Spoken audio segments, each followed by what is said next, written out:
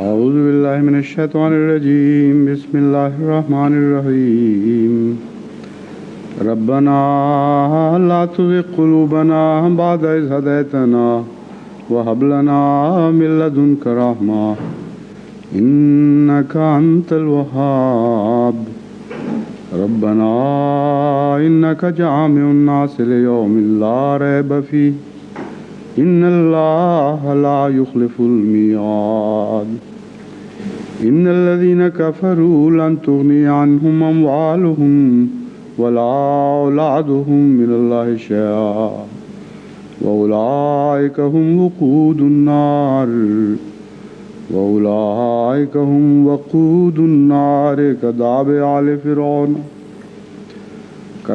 آل فرعون والذين من قبلهم كذبوا بآياتنا فأخذهم الله بذنوبهم والله شديد العقاب.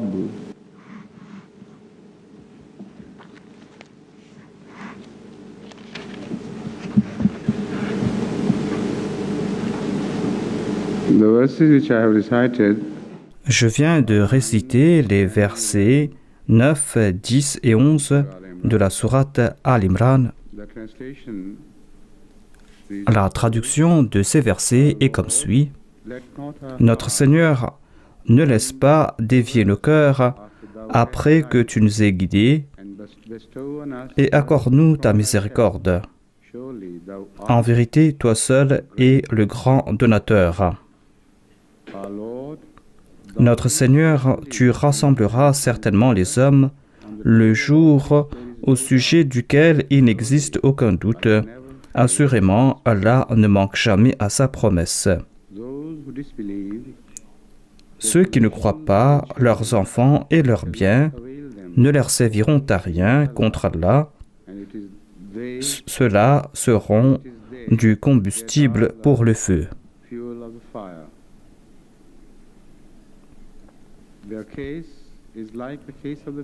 Leur cas est comme le cas du peuple de Pharaon et de ceux qui furent avant eux.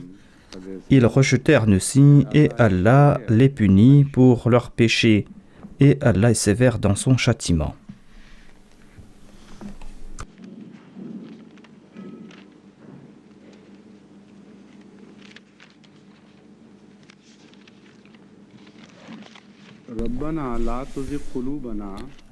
Rabbana la tuzigh qulubana. Ô notre Seigneur, laisse pas nos cœurs se pervertir après que tu nous aies guidés. Cette traduction est une traduction explicative de ce verset. La traduction littérale doit être « Ô Allah,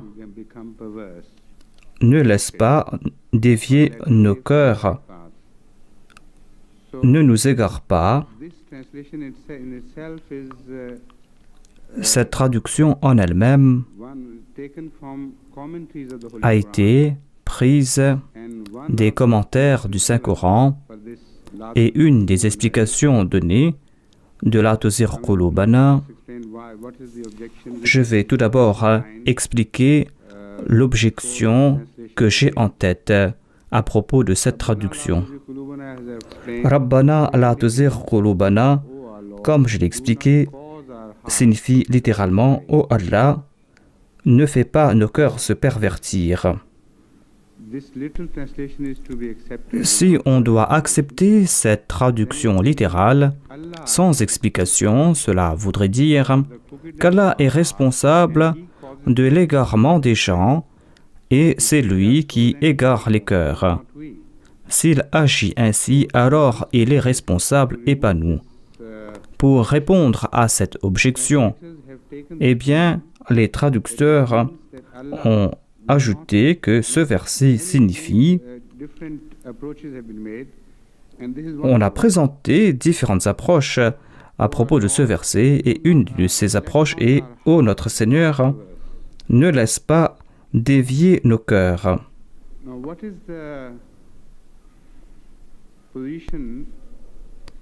Quelle est la position des autres exégètes à ce propos? J'ai passé en revue la liste des explications plausibles, des explications présentées par les exégètes du passé. On a présenté quelques suggestions et une de ces suggestions est « Ô notre Seigneur, ne transforme pas nos cœurs ou ne nous égare pas ou n'égare pas nos cœurs » dans le sens que nous ne voulons pas que tu nous qualifies d'égarés, de personnes ayant l'esprit tordu, de personnes qui se sont écartées du droit chemin. La tozir signifie que la déclaration de la part de Dieu et non pas le fait qu'il est la cause première.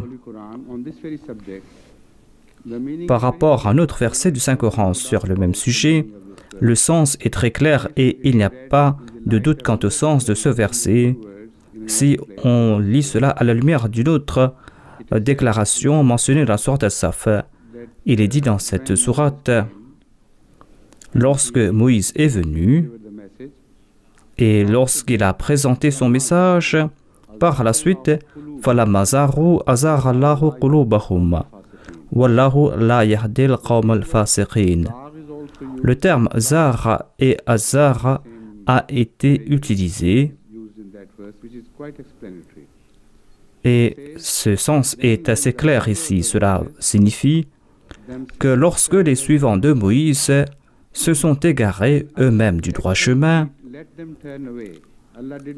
et Allah les a laissés s'égarer, Allah ne les a pas arrêtés, Allah les a qualifiés d'égarés, Allah les a placés parmi ceux qui se sont égarés. La responsabilité initiale dans ce verset a été définie clairement et cette responsabilité repose sur les épaules de ceux qui ont voulu être égarés. À la lumière de cela, on doit traduire ce verset comme suit. Et c'est ici la première épreuve d'un croyant. L'on va voir s'il va tirer des leçons de ce verset qu'on a cité à propos des mutashabihat et des muhkamat. Dans ce verset, Allah nous a enseigné une leçon, à savoir que lorsque vous avez des doutes quant au sens de certains versets, comparez ces versets à d'autres versets qui sont muhkamat, qui sont explicites, des versets dont le sens est décisif, et vous ne serez point égarés si vous allez suivre la lumière de ces versets. Le sens de ces versets est défini, net et clair. Et ces versets sont clairs dans leur expression. Essayez de comprendre ces versets à propos desquels vous avez des doutes.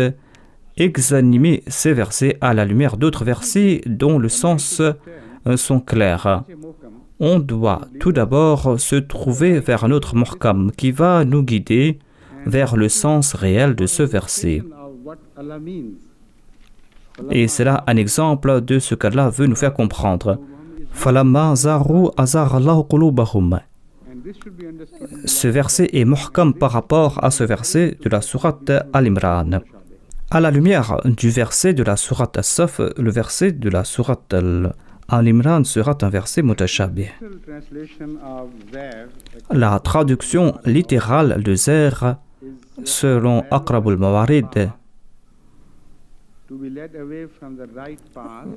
Zer signifie s'égarer du droit chemin, c'est-à-dire s'incliner, être enclin à s'égarer du droit chemin. Tazayur signifie être enclin, s'incliner dans une direction quelconque. Zer est tout le temps utilisé dans le Saint-Coran, à savoir que si l'on se tourne dans la mauvaise direction, alors que Hanifa est le contraire de Zer. Si vous vous tournez dans la bonne direction, vous serez considéré comme Hanif, tout comme ce fut le cas du prophète Abraham. Ainsi donc, Zer est le contraire de Hanif. Il est dit Rajulun Za'irun, Cela s'applique à une personne qui a une mauvaise attitude dans la vie. Il y a tout le temps quelque chose de mauvais dans ses actions. Cette personne est qualifiée de rajulun za'ir. Za'ir, selon le dictionnaire Mufradat, za'ir est l'infinitif. Za'ir signifie le doute, une suspicion. Za'ir signifie se tourner dans la mauvaise direction. Zara yaziru za'irran. Zara al-basara. Voilà un usage de ce terme dans le Saint-Coran, un usage par rapport au saint prophète Mohammed lui. Et ce terme n'est pas utilisé dans le même sens qu'a été mentionné auparavant.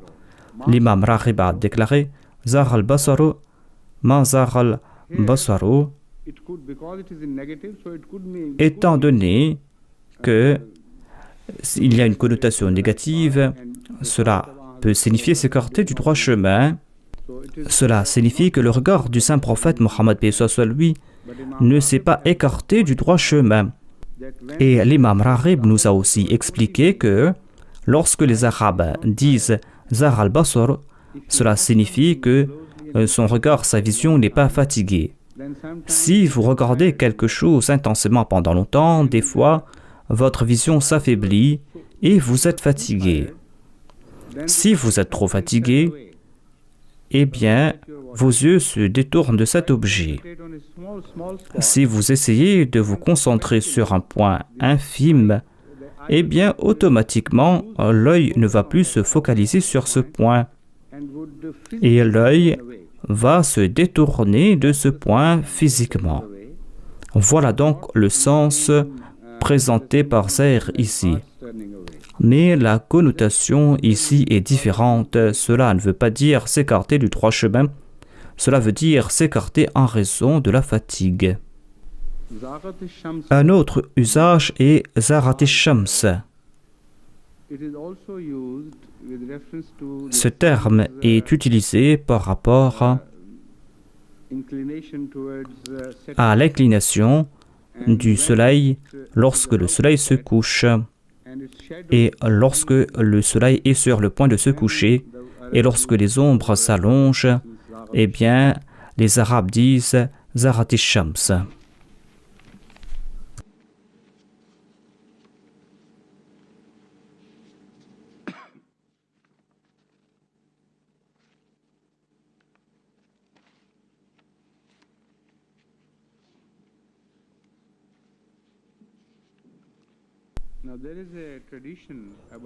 Il y a un hadith à propos du fait que le saint prophète Mohammed lui faisait cette prière souvent au cours de la nuit. Et ce hadith est rapporté par Aïcha Siddiqa qui déclare que lorsque le saint prophète Mohammed lui se levait au cours de la nuit pour prier, il récitait cette prière.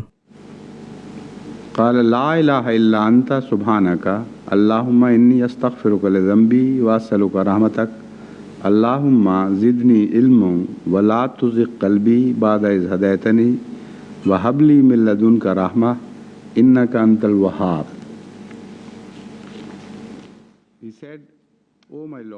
Il déclare: Ô mon Seigneur, ô Allah, il n'y a pas d'autre Dieu hormis toi. Tu es exempt de tout défaut. Ô Allah, je cherche ton pardon pour mes manquements et j'espère que je vais recevoir tes bénédictions. Ô Allah, augmente ma connaissance. Ensuite, le saint prophète a utilisé les mêmes termes de cette prière. Il n'a pas utilisé les termes exacts, mais il a apporté un petit changement, un changement mineur.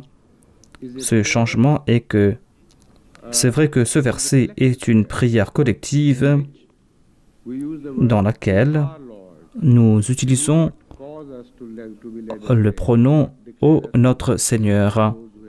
Ne laisse pas nos cœurs se dévier. Ne nous punis pas pour nos penchants et pour nos péchés. Le pluriel a été utilisé dans cette prière. C'est donc une prière collective et nous utilisons la première personne au pluriel.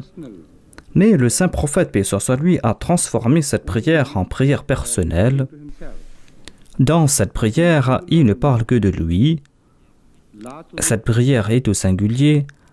La tuzigh qalbi, ne laisse pas mon cœur se pervertir. Ba'da idh hadaytani, après que tu m'aies guidé. Wa habli min ladunka rahma, et accorde-moi ta miséricorde. Le verbe hab signifie présente-moi ou présente.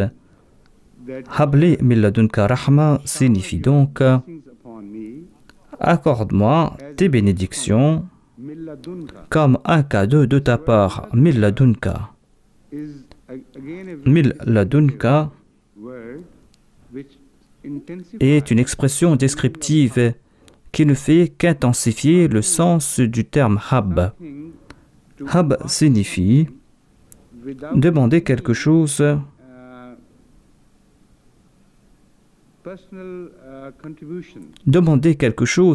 sans qu'il y ait de contribution personnelle de la personne qui fait la requête. Si une personne ne mérite rien, si une personne n'a pas contribué afin d'avoir une récompense quelconque, eh bien cette personne ne justifie pas qu'on lui accorde cette récompense. Cette personne n'a joué aucun rôle pour acquérir ce cadeau, et c'est là que l'on va utiliser le terme hab. Hibba signifie celui qui accorde aux autres des présents ou des cadeaux, sans qu'il y ait de justification de la part de celui qui a reçu ce cadeau. Mais ladunka ne fait qu'intensifier de nouveau ce sens, à savoir accorde-nous un cadeau, accorde-nous une miséricorde qui n'a aucun trait avec nos actes de piété. Cela vient uniquement de ta part, de la part de ta Rahmaniya.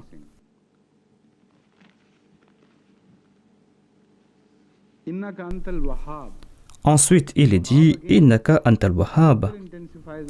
L'attribut al-wahhab vient intensifier ce sens.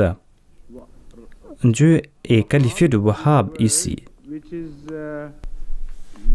Wahhab est un attribut qui est très proche et qui est similaire de l'attribut ar-Rahman.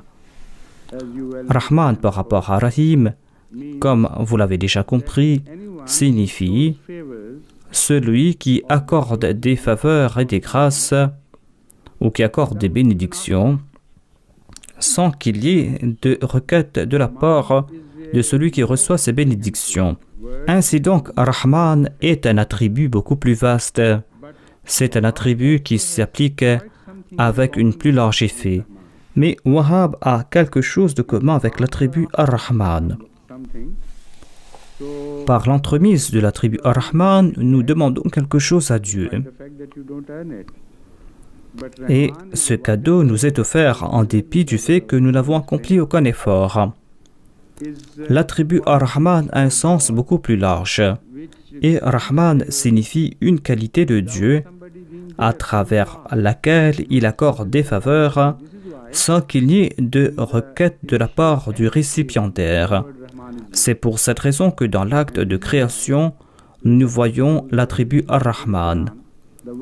Et c'est pour cette raison que par rapport à la révélation du Saint-Coran, on utilise l'attribut Ar-Rahman. Les gens sur terre ne méritaient pas cette grâce.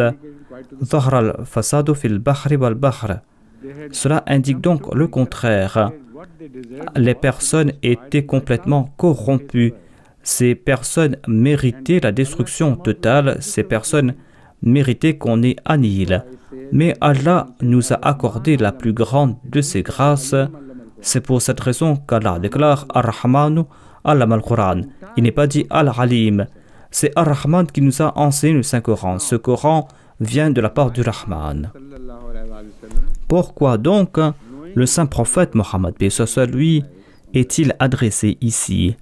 Pourquoi celui qui connaît le Saint-Coran plus que d'autres personnes a transformé cette prière de la première personne au pluriel à la première personne au singulier?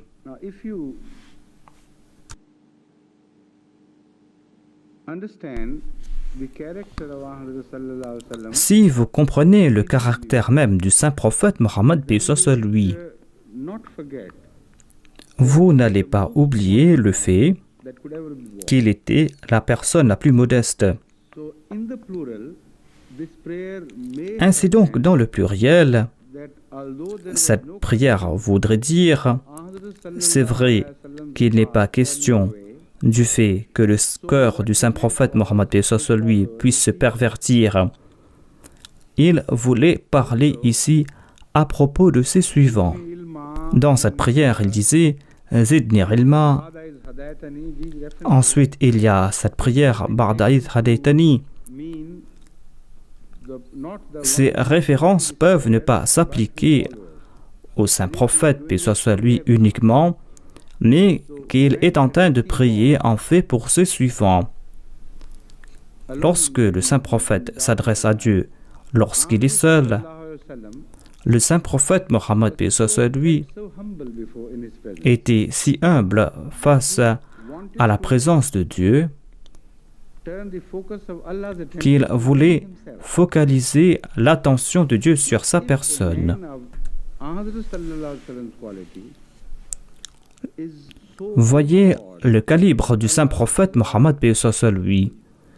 Il était complètement ébloui par la Malikiya de Dieu, par le fait que Dieu est indépendant, par son istirna. L'istirna est cet attribut de Dieu qui transforme Dieu en un être indépendant de toute autre chose. Istirna signifie que Dieu possède tout et qu'il est le créateur et qu'il n'a besoin de rien et que tout dépend de lui. Ainsi donc, nos contributions personnelles sont complètement insignifiantes face aux contributions de Dieu. De tout temps, le saint prophète Mohammed paix soit sur lui a démontré sa familiarité dans ses prières. Il déclare que si toi tu me laisses m'égarer, c'est vrai que tu m'as guidé dans le droit chemin et personne d'autre avant moi n'a été ainsi guidé. Mais en ce qui concerne ma personne, je n'attribue pas cela à mes qualités personnelles. Je considère cela comme un don de ta part. Habli min ladunka rahma nous fait comprendre cela davantage. Et cela indique cette attitude du saint prophète Mohammed paix soit sur lui. Il a déclaré que tu m'as accordé ces faveurs et ce grand statut, et tu m'as qualifié de Khatam al-Nabiyyin. Cependant, je ne suis pas fier en raison de ces qualités. J'ai pas eu la grosse tête en raison de ces qualités. Je sais très bien que cela vient de ta part. Ce sont autant de grâces que tu m'as octroyées et conséquemment, si tu décides reprendre ce que tu m'as accordé, je n'aurai pas de complainte à faire. Ainsi, je t'implore de me maintenir sur ce droit chemin, ce chemin que tu m'as accordé, et accorde-moi de nouveau cette lumière que tu m'as octroyée, et accorde-moi ta rahma. Accorde-moi cette rahma, cette grâce de ta part. Tout cela est en accord à l'attitude précédente du saint prophète Mohammed paix soit sur lui. Il déclare, je demande tout cela de ta part. Ce style de prière a un message aussi pour l'Ummah du saint prophète Mohammed paix soit sur lui, pour ses suivants. Si telle était son attitude face à Dieu, si telle était son humilité, quelle doit être l'humilité de ceux qui eux-mêmes ont reçu tant de disgrâces? Si Allah les égare, si Allah les laisse s'égarer, eh bien ces personnes le méritent réellement. Donc, à quel point ces personnes devaient-elles prier en ayant en tête ses faveurs? Et si le saint prophète Mohammed, paix soit lui, qui était le meilleur que tous aux yeux d'Allah, si lui, il priait avec une telle humilité, imaginez l'humilité avec laquelle nous devons prier, imaginez à quel point nous devons nous maîtriser.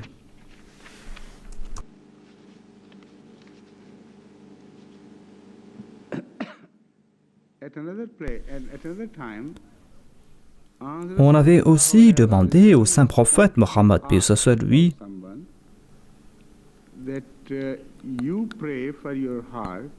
que vous priez pour votre cœur, pour le fait que votre cœur ne puisse se pervertir.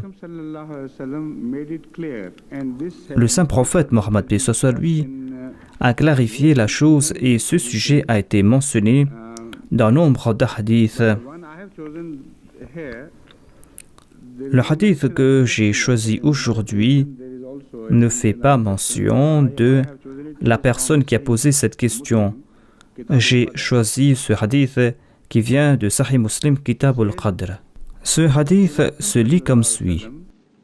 One said, Inna quluba bani adama kullama baina isba'aini min asabi ar-rahmani ka qalbin wahidin yusarrifuhu haythu yasha'u thumma yaqala Rasulullah sallallahu alayhi wa sallam Allahumma musarrif al-qulubi sarrif qulubana ala ta'atika. He said, Ce sujet a été mentionné dans d'autres hadiths et je vais traduire ce hadith. Il est dit donc que le saint prophète Mohammed, paix soit lui, a déclaré que les cœurs de tous les fils d'Adam sont entre les deux doigts d'Allah. Métaphoriquement, ces cœurs se trouvent entre les deux doigts d'Allah et il peut les tourner selon son bon vouloir. Il peut les tourner ainsi et ainsi. Mais par la suite, le saint prophète Mohammed, paix soit lui, a prié Allahumma musarrif al-qulub, sarrif qulubina ala ta'atik. Ô notre Seigneur, change la direction de nos cœurs dans la direction de la soumission envers toi. Pourquoi ai-je choisi cette prière et cette version?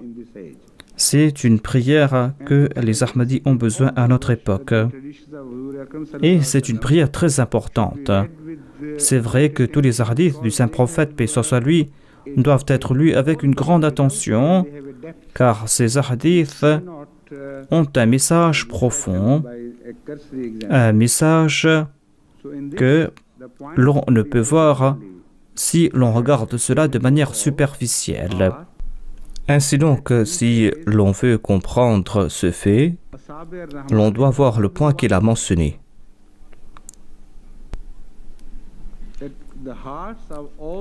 Il dit que les cœurs de toute l'humanité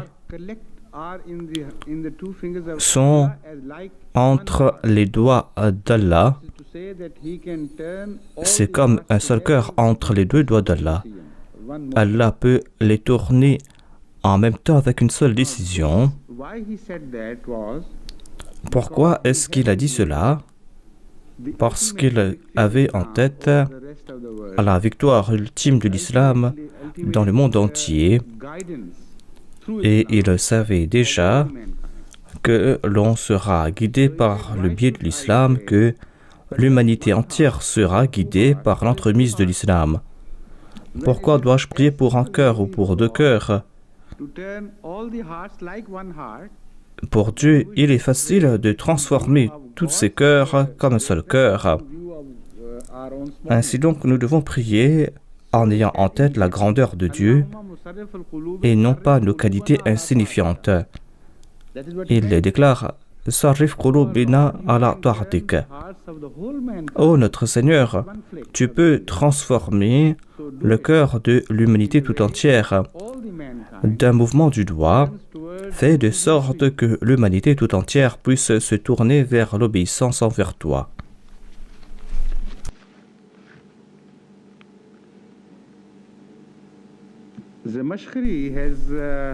Dans le tafsir Bahr Muhit, il est dit que Zamakhshari, qui était l'auteur d'Al-Kashaf, Zamakhshari, qui était aussi un très grand exégète, il a donc présenté un point de vue intéressant à propos de cette question du cœur. Il déclare: Ô notre Seigneur, ne nous éprouve pas avec des calamités ou avec des souffrances, des souffrances de la vie. Protège-nous de telles souffrances, protège-nous de ces épreuves et de ces vicissitudes de la vie, des vicissitudes, des souffrances qui peuvent causer la perversion de nos cœurs. Ce qu'il a en tête ici, lorsqu'il a expliqué ce verset, est que la tuzigh qulubana concerne le résultat des vicissitudes ordinaires de la vie.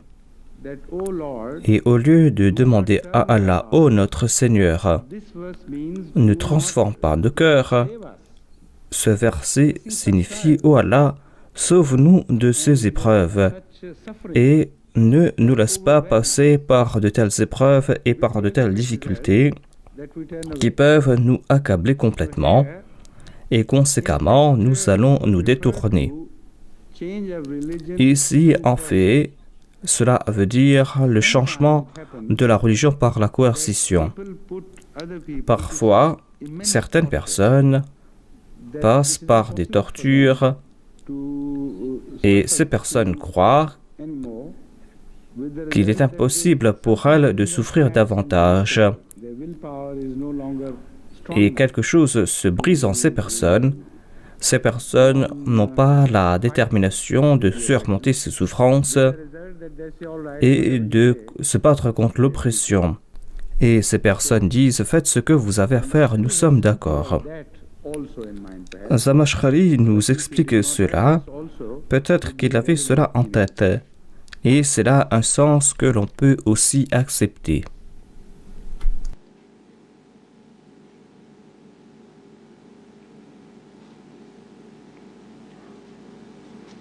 Now, Al-Bahr al-Muhit has something else to say about it.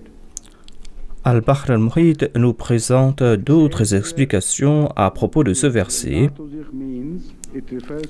La tuzigh, selon cette exégèse, signifie ces obligations religieuses que nous n'arrivons pas à porter et qui sont trop lourdes pour nous, des obligations que nous ne pourrons pas mener à bien.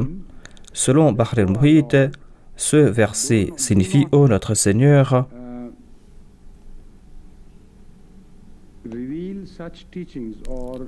ne révèle pas de tels enseignements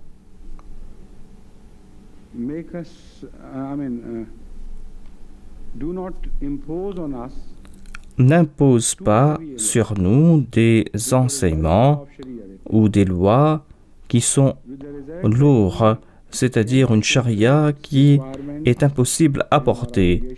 Nous ne serons pas à la hauteur de nos obligations et en fin de compte, nous serons écartés du droit chemin. On ne peut accepter cela. On ne peut accepter cette explication. Cela va à l'encontre des muhkamat coraniques. D'ailleurs, à la fin de la précédente sourate, Allah a déclaré qu'il n'impose pas des fardeaux que les gens ne peuvent porter. Donc, comment peut-on accepter cette explication?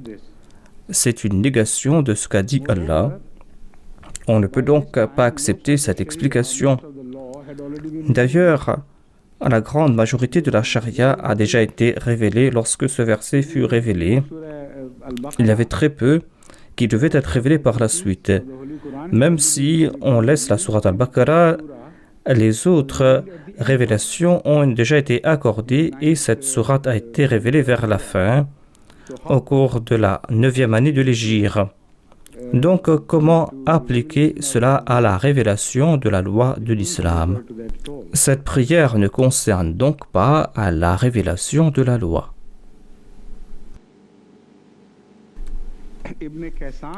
Ibn Kaysan a déclaré que l'on doit traduire ce verset comme suit: La yaziru fayazirullahu qulubahum. À savoir que ceux qui prient désirent annoncer cela. Ô notre Seigneur, protège-nous des actes vicieux qui peuvent nous détourner le cœur.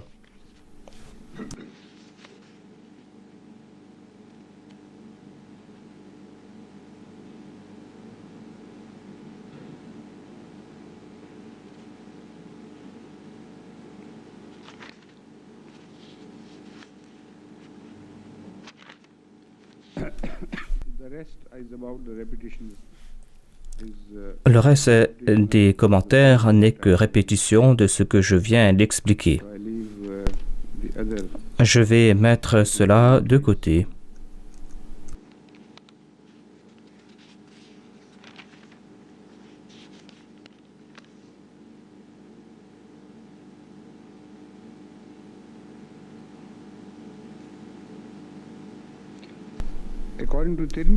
Selon le recueil Tirmizi, on a posé une fois à Aïcha Siddiqa radhiyallahu anha la question suivante,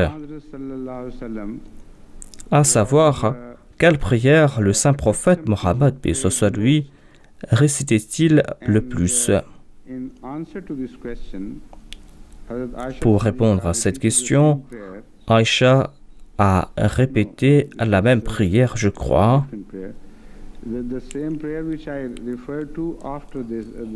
Ou elle a répété une autre prière après cette première prière. Ya muqallib al-qalbi, thabbit qalbi ala dinik. Cette prière présente le même sens, mais en des termes différents. Thabbit signifie « accorde-moi la persévérance ». On peut faire cette prière « Ne laisse pas nos cœurs se dévier ou se pervertir » ou on peut prier « accorde-moi la persévérance ». Ces deux prières ont le même sens.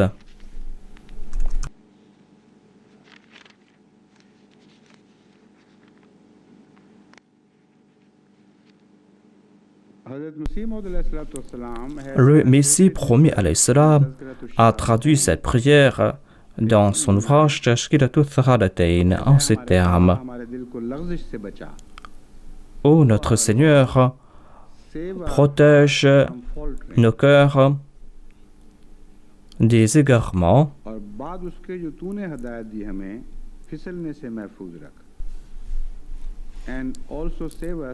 et protège-nous aussi des écarts de conduite après que tu nous aies guidés.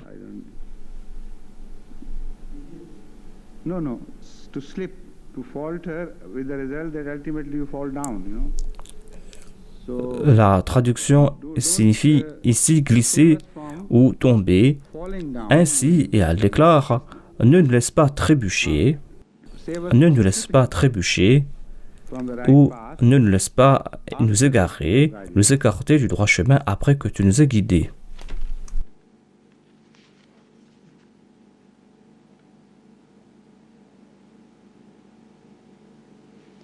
Le premier calife radhiyallahu anhu a traduit ce verset comme suit. Il l'a traduit selon le contexte, et comme je l'ai évoqué auparavant, le contexte est que l'on trouve mention de ces personnes qui ont détourné les sens des versets du Saint-Coran en attribuant des mauvaises interprétations aux versets mutashabihat. Et il ne compare pas ces versets mutashabihat à d'autres versets dont le sens est décisif. Le premier calife a traduit cela dans ce contexte en disant que ce verset veut dire « Ô notre Seigneur, protège-nous des égarements, ne nous laisse pas nous écarter du droit chemin, ne nous laisse pas traduire le Saint-Coran de façon erronée, selon nos propres désirs et non pas selon tes décrets. » Voilà donc le sens de ce verset selon son contexte, dit le premier calife. Ensuite, il déclare que Milladunka Rahma veut vouloir dire le Saint-Coran. Car Ar-Rahman allam al-Quran. Ici, la plus grande expression de la miséricorde d'Allah est le Saint-Coran lui-même. Hablana Milladunka Rahma, dans le même contexte, voudrait dire « Guide-nous vers le Saint-Coran, de par ta miséricorde, une miséricorde que tu nous as octroyée, guide-nous vers ce Saint-Coran. »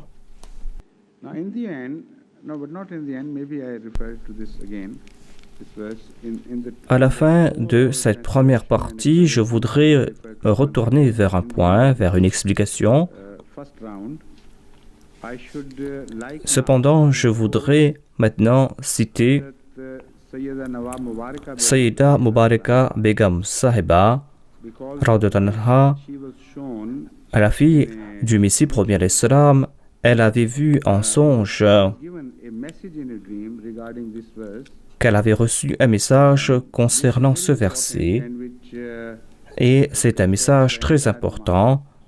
C'est un message qui concerne la Jamaat dans son intégralité.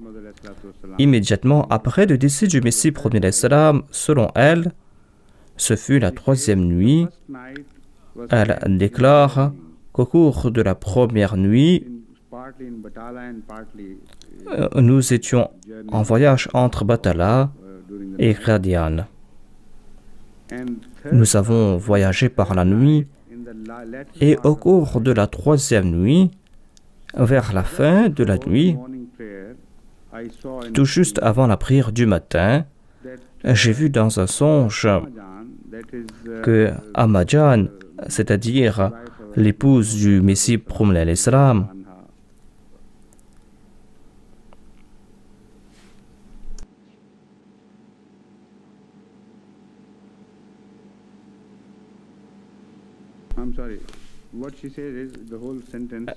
elle ne fait pas mention de l'épouse du Messie premier alayhi salam.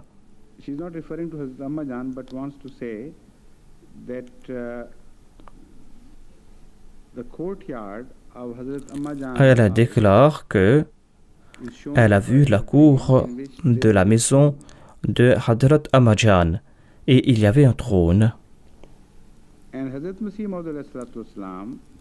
Et le Messie premier alayhi salam est descendu de là où Ummijan, c'est-à-dire la première épouse du Muslim Maud, avait l'habitude de vivre. C'était une maison surélevée par rapport à la maison de l'épouse du Messie premier alayhi salam. Elle a vu dans le songe que le Messie premier alayhi salam est descendu de cette maison. Et le Messie premier alayhi salam était tout habillé, il portait son manteau et tout, et par la suite, le Messie premier alayhi salam s'est mis debout sur ce trône. Et en ce même instant, le trône tout entier a commencé à trembler et à bouger. Mais le Messie premier alayhi salam était tout le temps droit et il ne tremblait point.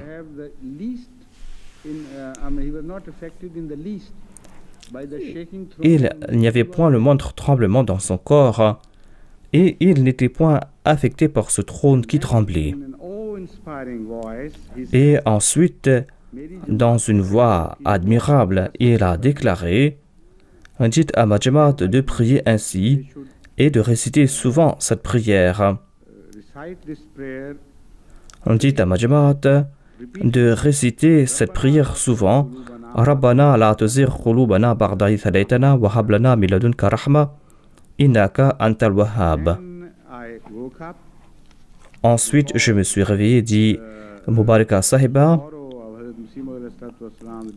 La tristesse concernant le décès du Messie premier salam était fraîche dans ma mémoire. Je ne pouvais parler à personne à propos de ce songe, mais j'en ai parlé à Ammajan, ma mère. Mais j'étais très anxieuse à propos de cela, dit-elle. Car c'était là un message pour la Jamaat tout entière. Elle a déclaré que j'ai mentionné cela à Maryam,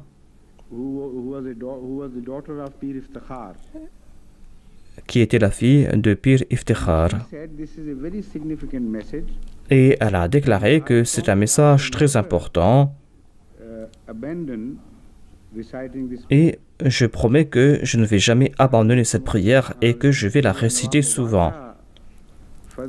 Et Sayyida Mubaraka Sahiba a déclaré que ce fut en raison de cette prière que cette dame Maryam est restée dans la communauté en dépit du fait que son mari a abandonné l'islam et s'est converti au christianisme plus tard. Son mari lui avait demandé de le suivre, mais elle était ferme. En dépit des épreuves très sévères, en dépit de ses souffrances, en dépit de ses difficultés financières, elle n'a jamais abandonné l'islam. Elle a pris ses enfants et est venue à Qadian. Elle est passée par de grandes difficultés. Cependant, elle a donné une bonne éducation à ses enfants. C'est là le résultat de cette prière que je voulais mentionner ici. Sayyida Begum Sahiba a mentionné de nouveau l'époque tout juste après le décès du Messie premier salam. Par la suite, dit-elle, j'ai mentionné cela au premier calife. J'ai vu une grande souffrance dans ses yeux quand j'ai mentionné cela au premier calife. Et je ne peux oublier cette souffrance que j'ai vue dans les yeux du premier calife. Il a beaucoup souffert lorsque je lui ai rapporté ce rêve. J'ai ressenti comme s'il tremblait et il a répété lui-même qu'il ne va jamais abandonner cette prière. Je vais tout le temps réciter cette prière au cours de ma vie. Et ensuite, elle a déclaré que bien longtemps après, j'ai raconté ce songe à mon frère, le deuxième calife de la communauté. Cela démontre aussi que dans son esprit, le calife jouit du plus grand statut, car elle n'était pas en paix, même après avoir raconté cela à Ammajan, l'épouse du Messie premier salam et sa mère. Et elle n'était pas en paix jusqu'à ce qu'elle ait transmis ce message au calife. C'est vrai qu'elle aimait son frère, Muslim Maud, et c'est les deux enfants qui étaient les plus proches l'un de l'autre. Il n'y a point de doute à ce propos. De tous les enfants du Messie premier salam, Hadrat Muslim Maud, radhiyallahu anhu, l'aimait le plus. Elle était l'aînée des sœurs du deuxième calife et elle l'aimait beaucoup. Et cet amour s'est intensifié davantage après que Hadrat Muslim Maud fut choisi comme calife. Mais elle lui a mentionné cela plus tard en passant. Cela démontre l'éducation qu'ils ont reçue du Messie premier salam. Le Messie premier salam leur avait imparti cette éducation et leur a fait comprendre l'emphase réelle de chaque chose. Et l'emphase était ici sur le centre de la communauté. Et ensuite, après que le troisième calife fut choisi, elle lui a rapporté le même rêve. Et maintenant, il est de mon devoir à moi de mentionner cela à tous les Ahmadis directement. C'est une prière des plus importantes que l'on ne doit point oublier.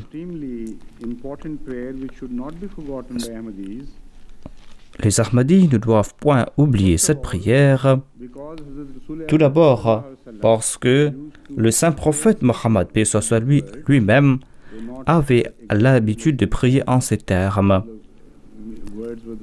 C'est vrai que la forme n'était pas la même, mais les paroles étaient les mêmes, à l'exception du fait que le saint prophète, paix soit sur lui, utilisait la première personne du singulier. Ensuite, le Messie premier l'Islam lui-même est apparu dans un songe à sa fille, et c'est un songe de qualité divine. Ce n'était pas là l'imagination de cette personne, car il y a des signes dans les rêves qui indiquent que ce rêve est distinct. Et ici, le signe est que le trône est en train de trembler, mais que le Messie promet l'Islam, lui, n'est pas affecté par cela. Cela démontre que ce fut la Jamaat qui est concernée ici.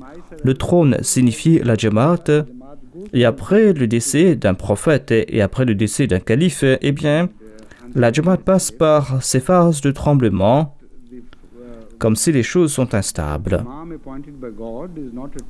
Mais l'imam choisi par Dieu n'est point affecté et il ne fait pas montre de faiblesse. Cela indique donc clairement que ce fut un rêve d'ordre divin. Ce n'était pas là les fruits de son imagination. C'est pour cette raison que j'ai pensé que je vais mentionner cela à la fin de ce verset, afin que tous les membres de la Jamaat puissent se rappeler de cette prière. Et en voyant les circonstances présentes, on doit aussi prier en ce sens.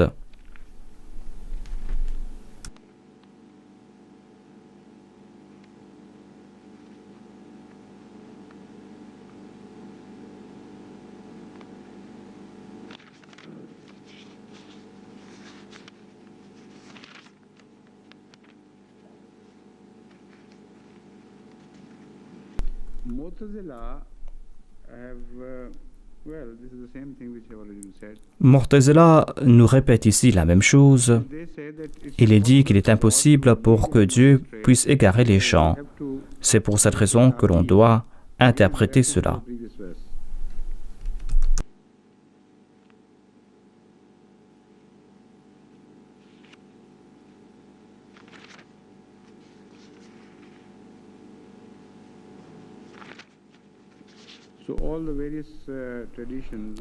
Ainsi donc, tous les exégètes ont commenté sur ce verset et ce qu'ils ont suggéré est tout à fait ordinaire. Ce n'est pas la peine pour moi de répéter tout cela. Si je mentionne quelque chose, je ferai mention de quelque chose d'important.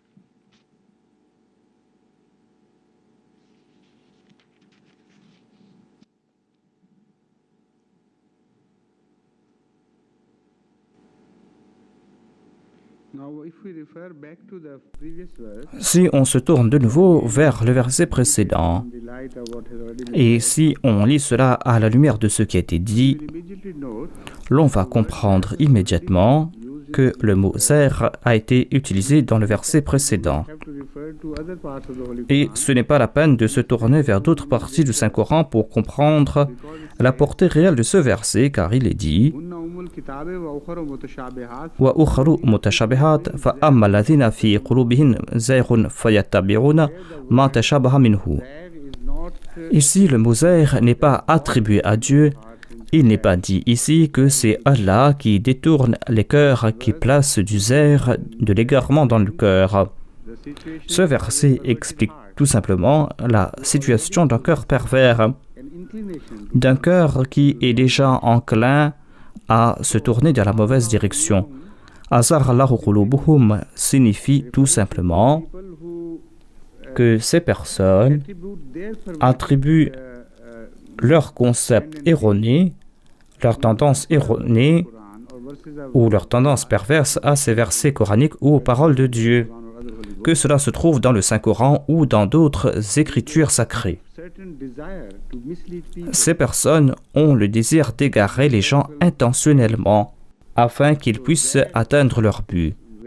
Zayg a donc été expliqué ici à la lumière de cette première mention.